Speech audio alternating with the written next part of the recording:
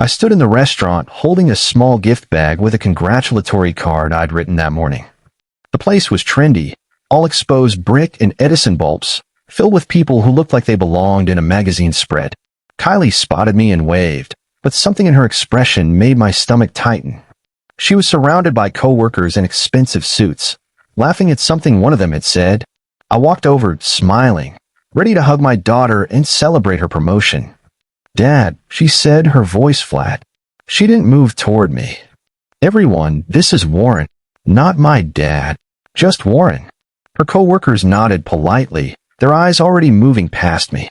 I reached out for a hug anyway, but Kylie stepped back. "Listen, I think we need to establish some boundaries," she said loudly enough for the table to hear. "You're not really part of my professional life anymore." She handed me an envelope. "This should help with things."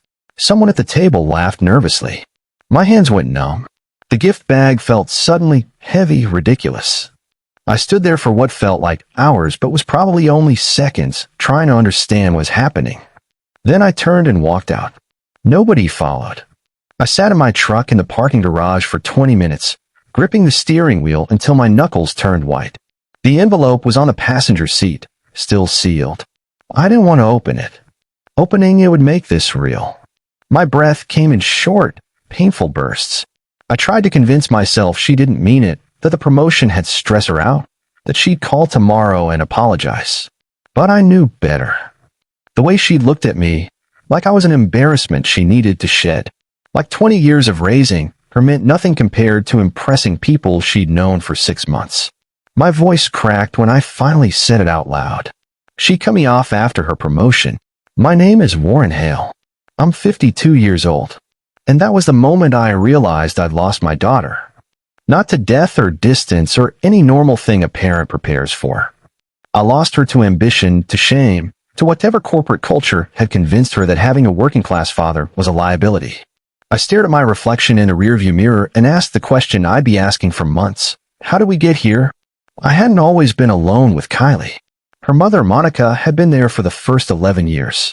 But when Kylie was in 6th grade, Monica decided she wanted a different life, one that didn't include a manufacturing plant manager husband and a preteen daughter in a small Ohio town. She left on a Tuesday morning while Kylie was at school. Just packed 2 suitcases and disappeared, leaving a note that said she needed to find herself. So it became just us. Me and Kylie against the world.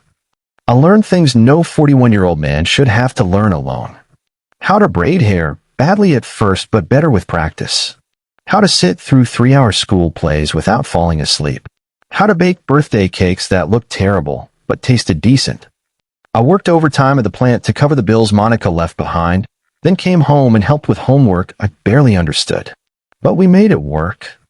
We had inside jokes and movie nights and road trips in my beat-up truck. And through it all, Kylie never once seemed ashamed. When she was 17, right before graduation, she hugged me and said, "You're my hero, Dad." I believed her. College changed things, though I didn't see it happening at first. I worked double shifts to cover tuition at Ohio State, telling myself the sacrifice was worth it. Kylie called home often that first semester, excited about her classes, her roommate, her new independence. We talked for hours about nothing important, and everything felt normal. Then she met new friends. Friends whose parents were doctors and lawyers and executives. Friends who summer in places I'd never heard of and drove cars that cost more than my annual salary. The phone calls got shorter, less frequent. When I asked about her life, her answers became vague. "It's fine, Dad. Just busy." I told myself it was normal, that college students grew independent, that I should be proud she was thriving. But there were signs I ignored. The way she changed the subject when I asked about her friends. The way she stopped inviting me to campus events. The way "I love you" at the end of calls started feeling automatic instead of genuine. I kept working overtime, kept sending money for books and rent and emergencies. Kept believing we were still close, that distance was just physical, not emotional. The first time I really noticed something was wrong was during spring break of her junior year. Kylie came home with her boyfriend, a kid named Blake whose family apparently owned half of Columbus. He wore a sweater that probably cost more than my monthly mortgage payment. They stayed for dinner, and I tried to make conversation, asking Blake about his studies, his family, normal stuff. But Kylie kept interrupting me, finishing my sentences, redirecting topics. Twice she corrected the way I said something, her voice sharp with embarrassment. After dinner, I was cleaning up in the kitchen when I heard them talking on the porch. Blake asked about my work, and Kylie said, "Yeah, I just grew up different." Hard to explain. Different. Like our life together was some kind of unfortunate accident she'd survived. I stood at the sink with soapy hands, staring out the window at them. Blake had his arm around her, and she was laughing at something he said. She looked happy, relaxed, nothing like the tense person who'd been monitoring my every word at dinner. I finished the dishes in silence, not sure what to do with the hurt settling in my chest. 2 years later, Kylie called with news about her promotion. She'd been working at a tech firm for 18 months, doing something with strategic operations that I didn't fully understand but was proud of anyway.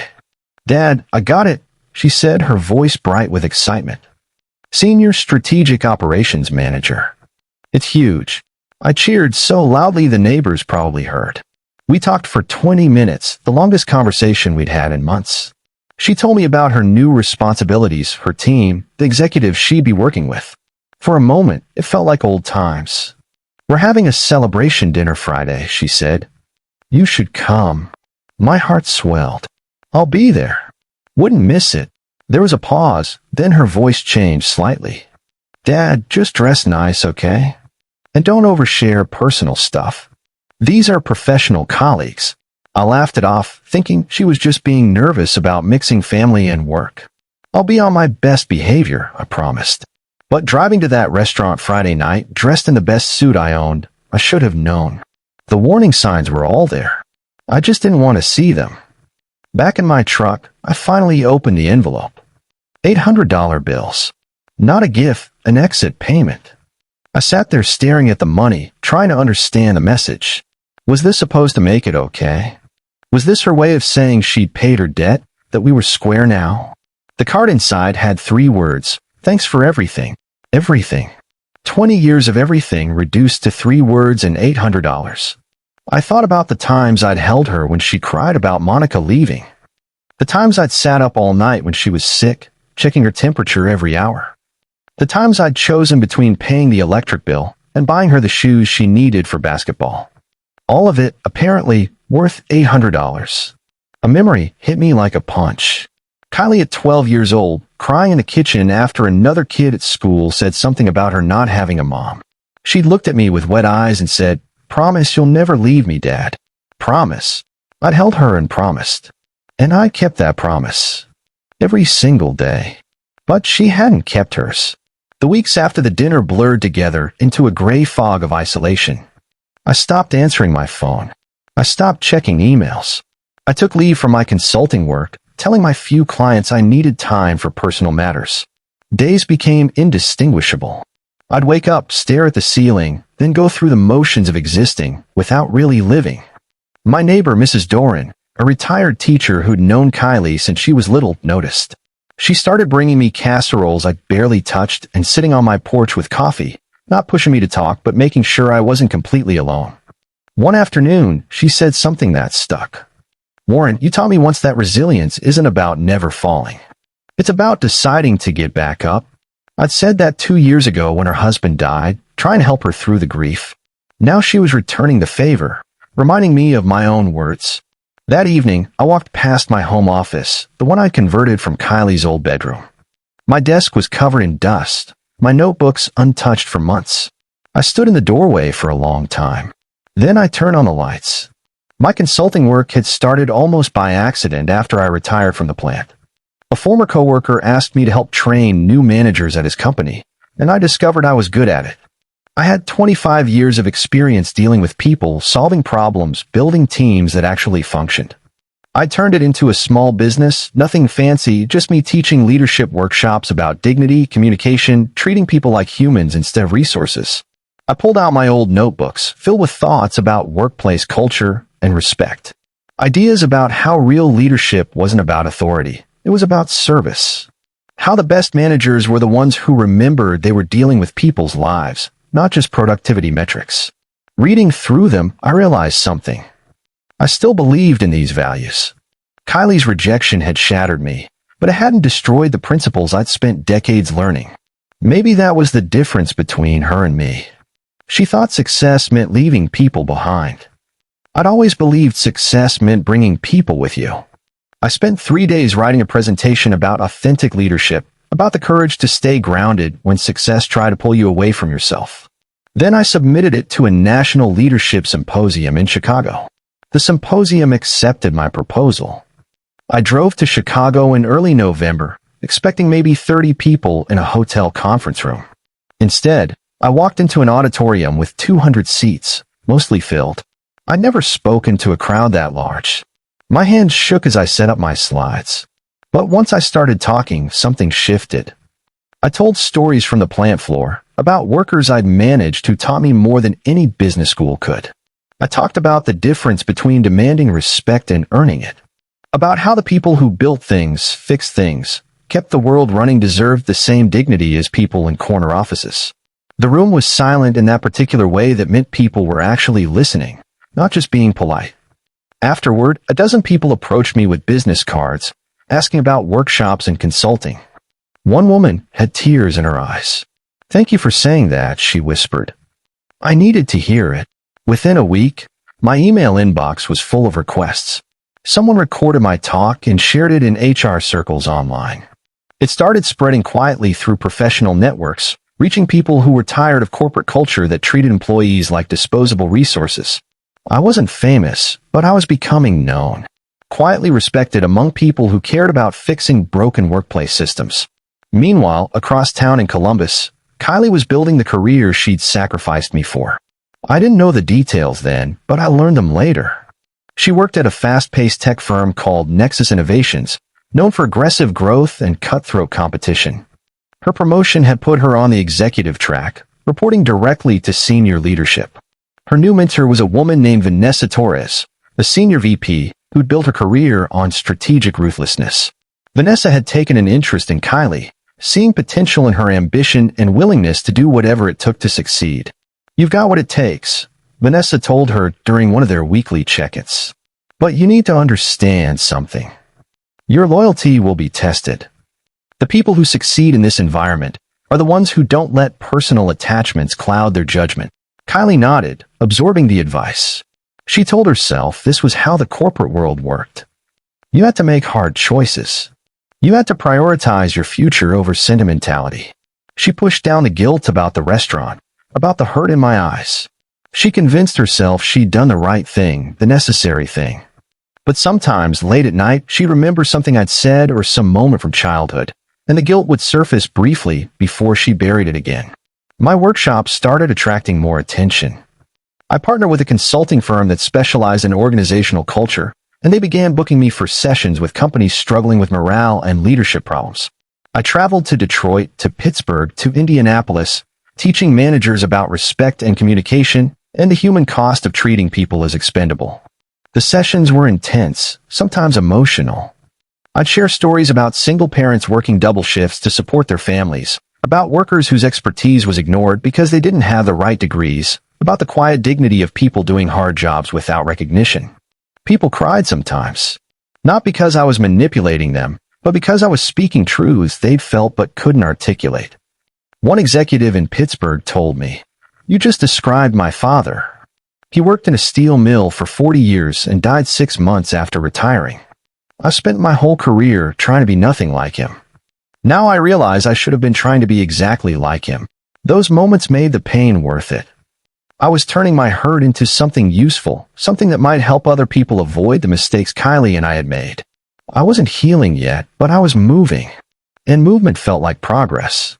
In March, I received an email from a large tech company requesting my availability for a keynote speech at their annual renewal summit. The event was in May, with over 500 employees attending. They'd heard about my work through professional networks and wanted someone to address leadership culture and authentic values. The fee they offered was more than I'd made in a month at the plant. I almost accepted immediately. Then I saw the company name at the bottom of the email. Nexus Innovations.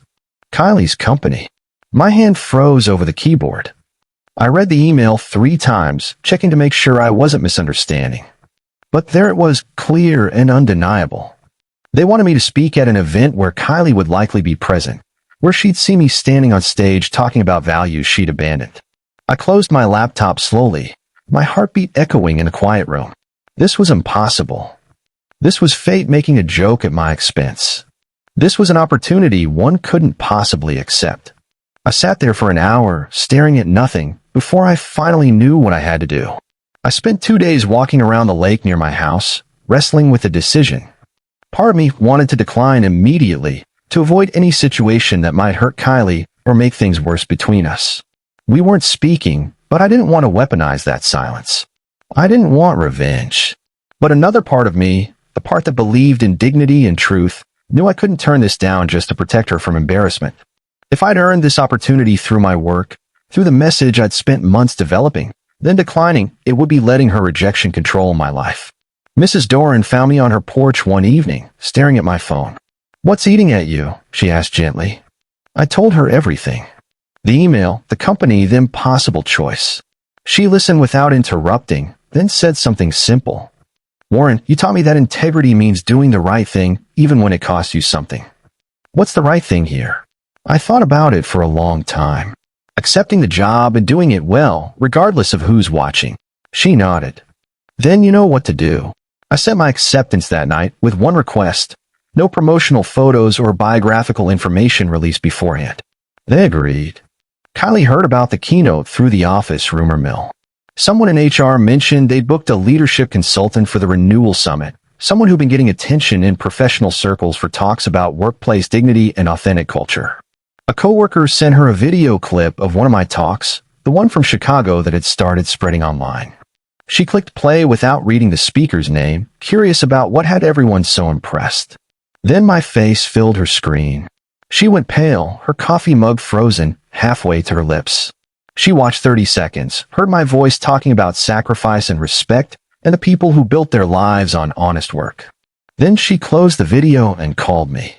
The phone rang 6 times before going to voicemail. She'd try again. Voicemail. Her hands were shaking as she left a message, trying to sound casual, professional, not desperate. "Dad, it's me. I heard you're speaking at my company's event. We need to talk about this. Call me back." She waited all evening. I never called. That night, lying in bed, she started to panic. Her carefully constructed professional image, built on distancing herself from her working-class background, was about to collide with reality, and there was nothing she could do to stop it. I listened to Kylie's voicemail 3 times, hearing the anxiety beneath her casual tone. Part of me wanted to call back, to reassure her, to make this easier somehow. But a larger part of me knew that responding would turn this into something it wasn't. This wasn't about her. This was about my work, my message, my right to exist in spaces she thought she'd outgrown. So I didn't call back. Instead, I spent the next 6 weeks preparing my keynote. Not as a strike against Kylie, not as revenge disguised as professionalism, but as the truest version of the message I'd been developing. I wrote about the cost of ambition without integrity, about the people we leave behind when we climb ladders built on their sacrifices, about the courage it takes to honor where you came from when success tempts you to forget. I rehearsed one line over and over until it felt natural. The people who raised us, who sacrificed for us, who believed in us before we had anything worth believing in, deserve our honor. Not our embarrassment. Not our distance. Our honor. I didn't say Kylie's name in the speech. I didn't need to. The truth would speak for itself. The day of the Renewal Summit arrived warm and bright. Nexus Innovations had rented a hotel conference center, transforming it into a professional event space with banners and networking stations. Employees filtered in throughout the morning, dressed in business casual, clutching coffee cups and conference programs. Kylie arrived early, watching the doors like someone expecting an ambush. She dressed carefully, trying to project confidence she didn't feel. Her stomach churned with anxiety. Several executives approached her, making small talk about the event, excited about the keynote speaker everyone had been talking about. She smiled and nodded, barely hearing them. Then I walked in. Several executives recognized me immediately from my videos, greeting me warmly, asking about my work. I shook hands and made small talk, professional and calm. Then I saw Kylie standing near the registration table, frozen in place. Our eyes met across the crowded lobby. I nodded at her, neither warm nor cold, just acknowledgement. She looked like she might cry or run or both. Then I turned away and continued my conversation with one of the VPs who'd invited me. The message was clear. I wasn't here for her. I was here to do my job. The auditorium filled quickly. I stood backstage, listening to the opening remarks, the introduction that highlighted my background in manufacturing management and my recent work in leadership consulting. Then they called my name, and I walked onto the stage. The applause was polite, expectant. 500 faces looking up at me, waiting to see if I was worth their time. I spotted Kylie in the third row, sitting next to Vanessa Torres, her mentor. Her face was pale, jaw tight. I didn't acknowledge her specifically, didn't single her out. I just began speaking. I told my story honestly. The plant manager who became a single father, who learned to braid hair and pack lunches while working overtime to pay bills, who sent his daughter to college by sacrificing everything, who believed that hard work and integrity mattered more than image. Then I talked about what I'd learned from decades of managing people. That real leadership wasn't about power or status. It was about service, about seeing the humanity in everyone, regardless of their position, about understanding that the janitor cleaning the floors had as much dignity as the CEO in the corner office. The room was silent. Not the awkward silence of boredom, but the heavy silence of people confronting truths they'd been avoiding. I was 20 minutes into my talk when I noticed people whispering. Some executives were glancing between me and Kylie, making connections. I saw one lean over to ask her something quietly. Her face flushed red. Vanessa Torres was watching Kylie with an expression I couldn't read, something between curiosity and disappointment. I continued speaking, my voice steady. I talked about the cost of ambition without integrity, about climbing ladders by stepping on the people who helped you up, about how success meant nothing if it required you to become someone you didn't recognize. The whispers spread like ripples. More people were looking at Kylie now, putting pieces together. The keynote speaker talking about single fatherhood and sacrifice. The young executive who'd made it clear she came from money, who'd carefully constructed an image of privilege. The math wasn't hard. Kylie stood suddenly, mumbling something to Vanessa, and walked quickly toward the exit. Several heads turned to watch her go. I didn't stop speaking, didn't acknowledge her departure. But my throat tightened as I watched her leave. This wasn't how I'd wanted this to go. I'd wanted truth, not public humiliation. But sometimes truth has consequences we don't get to control. Kylie made it to the women's restroom before the tears started. She locked herself in a stall, breathing hard, trying to control the panic rising in her chest. Everything she'd built, the carefully curated image, the professional identity separate from her past, was crumbling. And it was her own fault. She remembered suddenly vividly, being 9 years old after Monica left. She'd been terrified her dad would leave too, that she'd end up alone. He'd held her and promised he'd never abandon her. He'd kept that promise through every hard year that followed. And she'd abandoned him the moment it became convenient. She thought about the restaurant, the envelope, his face when she dismissed him in front of her colleagues. She thought about the months of ignored calls, the boundaries she'd established to keep him distant from her new life. She told herself it was necessary, that successful people made hard choices. But standing here, listening to his voice carry through the walls, she realized the truth. She hadn't made a hard choice. She'd made a cruel one. And everyone now knew it. Her phone buzzed with a text from Vanessa. "Come back when you're ready. We need to talk." When my keynote ended, the applause was genuine and sustained. Several people stood, which surprised me. I walked off stage feeling drained but satisfied. I'd said what I needed to say, and people had heard it. Kylie found me an hour later in the conference center lobby. I was gathering my materials, preparing to leave. "Dad," she said quietly. I turned. Her eyes were red, makeup smeared. She looked younger suddenly, less like the polished executive and more like the girl I'd raised. "Can we talk?" I glanced around the busy lobby, then nodded toward a quieter hallway. We walked in silence until we found an empty conference room. "I'm sorry," she said immediately, the words tumbling out. "I'm so sorry for the restaurant, for everything. I was trying so hard to fit in here, to prove I belonged, and I thought I couldn't do that if people knew where I came from. I thought you would make me look weak." I listened without interrupting. But listening to you today," she continued, "hearing you talk about dignity and sacrifice, I realized I'm the weak one. I'm the one who ran away from the best thing in my life because I was ashamed." Her voice broke. I wanted to comfort her, to tell her it was okay, to fix this like I'd fixed everything when she was growing up. But I couldn't. Not yet. "I hear you," I said carefully. "And I appreciate you saying this. But hearing isn't the same as change, Kylie. Words are easy. Living differently is hard." The fallout from the summit happened slowly, then all at once. Colleagues who'd respected Kylie's ambition started seeing her differently. Not with open hostility, just with a subtle shift in how they interacted. The story spread through the company. The keynote speaker was her father.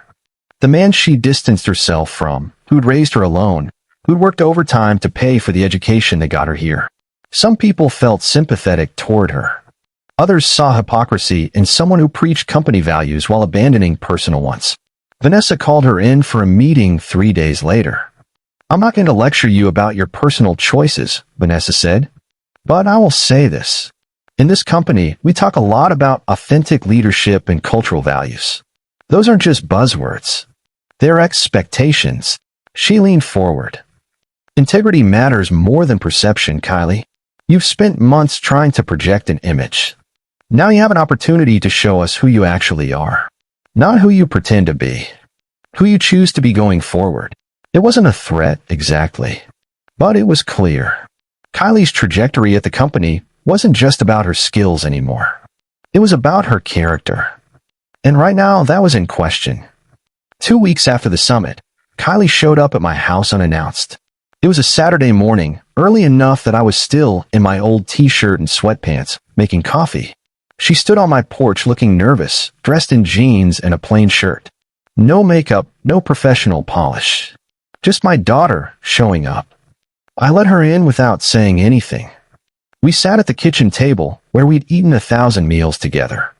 For a long time, neither of us spoke. Then Kylie said, "I don't expect you to forgive me. I don't even know if I deserve forgiveness." I watched her carefully. "But I need you to know I'm ashamed," she continued. Not embarrassed about getting caught. Ashamed of who I became. I turned into someone who would hurt the one person who never hurt me. And I don't know how to fix that.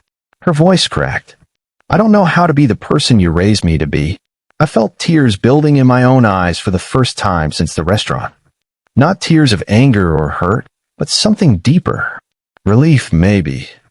Or grief for the time we'd lost. "You start by being honest," I said quietly. "With yourself and with me. No more pretending. No more image management. Just truth." We didn't fix everything that day. Years of distance couldn't be erased in one conversation. But we started. Slowly, carefully, we began talking again. Not performing for each other. Not trying to be who we thought the other needed, just being real. Kylie came over for dinner the following Saturday. We cooked together, something we hadn't done in years. She burned the garlic bread, and I oversalted the pasta, and we laughed about our combined incompetence in the kitchen. It felt normal, familiar, like muscle memory returning after a long injury. She started asking about my consulting work, genuinely interested. She attended one of my workshops in Cincinnati, sitting in the back row, listening to me teach about respect and dignity. Afterwards, she told me, "I never really understood what you did. I thought it was just corporate training. But it's more than that. You're teaching people how to be human." A month later, she introduced me to her team at Nexus. Not casually, not hiding me in the background. She brought me to a team meeting and said clearly, "This is my father, Warren Hale. He's a leadership consultant and the reason I have any success at all." The team applauded. And Kylie looked at me with something I hadn't seen in years. Pride. Not in herself. In me. 6 months later, I was invited to deliver another keynote, this time at a national conference in Boston. The audience was massive, over 1,000 people, and I was nervous in a way I hadn't been since my first talk. But as I stood backstage waiting to go on, I saw Kylie in the front row. She'd driven 6 hours to be there, taken time off work, shown up without me asking. When I walked onto the stage, she was the first person to applaud. I delivered my talk about leadership, about courage, about the choice to love people, even when it would be easier to run. about how real strength wasn't in climbing alone. It was in lifting others as you rose. When I finished, the audience rose to their feet. I looked out at them, at all these people responding to a message born from pain and rebuilt into purpose. Then I looked at Kylie. She was crying, smiling, clapping harder than anyone. After the event, she hugged me in the lobby. Not for show, not for her image, but because she wanted to. "I'm proud of you, Dad," she whispered. I held her tight, this daughter I'd lost and found again. "I'm proud of you too," I said. And I meant it. She'd made terrible choices, hurt me deeply. But she'd also done the hardest thing. She'd faced what she'd become and chosen to change. That took more courage than I'd ever needed. We walked out of the conference center together into the Boston afternoon. Not perfect, not fixed completely, but together.